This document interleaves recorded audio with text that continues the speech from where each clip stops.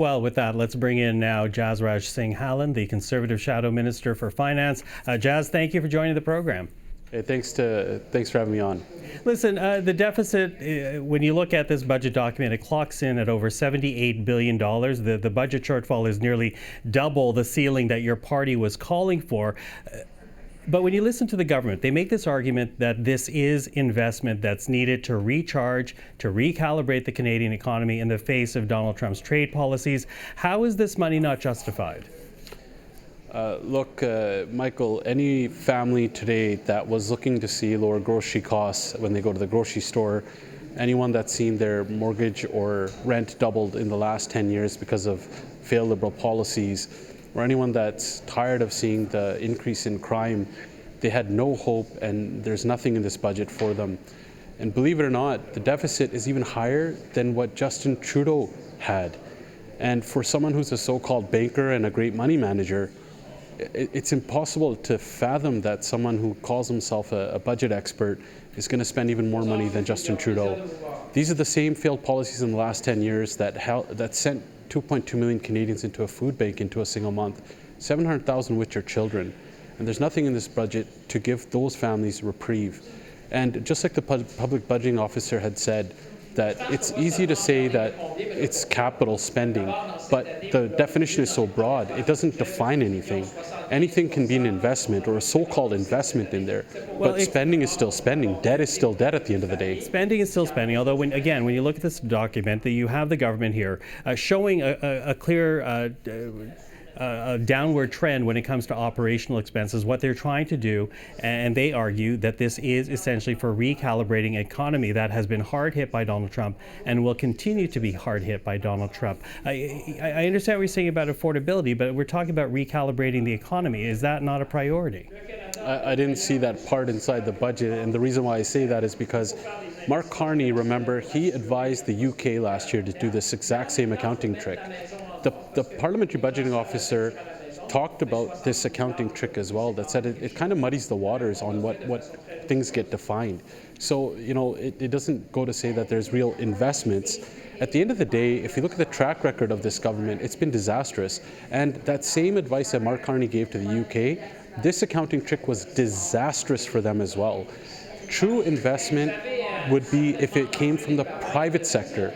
But this government has driven away almost $600 billion in Canadian investment to the U.S. because of anti-energy laws and all their bad policies that they've had in the last 10 years. What the government actually really needed to do in this budget is just get out of the way. Get out of the way, get Bill C-69, the No New Pipeline, out of the way, so private investment can come in and build, so we can create better jobs and better paychecks. Let me just jump in because we're quickly losing time here. But we do have a government now signaling that's willing to drop the emissions cap, also willing to move the target for an emissions-free economy to 2050, as Danielle Smith has been calling for. Are those not things worthy of supporting? Until Bill C-69, the new pipeline bill, the Bill C-48, the industrial carbon tax, until those things don't go away, things cannot get built in this country. And that's what we've seen over the last 10 years. Because of those laws, things just aren't getting built.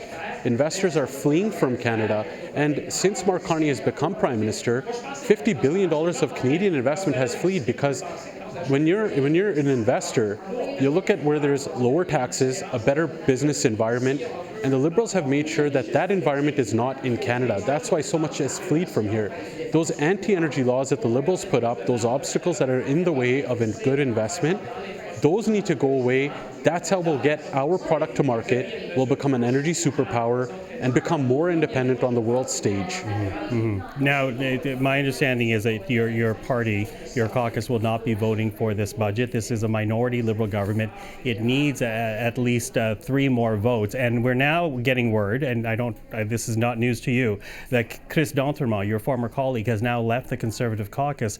Is your party in danger of losing more members to the government and getting this budget passed? A true Conservative won't be able to vote for this budget that does not bring down the cost of housing, that doesn't bring the cost of the out-of-control food inflation that's happening under the Liberals, or the fact that everything has just become more expensive. And for us to support something that a budget that literally is going to make life more expensive for Canadians when more and more Canadians are lining up at food banks in record numbers would not just be irresponsible, it would be the wrong thing to do for Canadians. We had 3 demands for this budget. They were very simple. Keep the deficit below $42 billion, get rid of the hidden food taxes that the Liberals have brought in, including the industrial carbon tax, which is going to increase, the food packaging tax, which adds on $1 billion, and get rid of Liberal inflation tax. None of those things happen, and it would be irresponsible on behalf of Canadians to vote for this budget that's going to make life more expensive. Jasraj Singh Hallan, quickly lost time there, but thank you very much. Appreciate it. Thank you.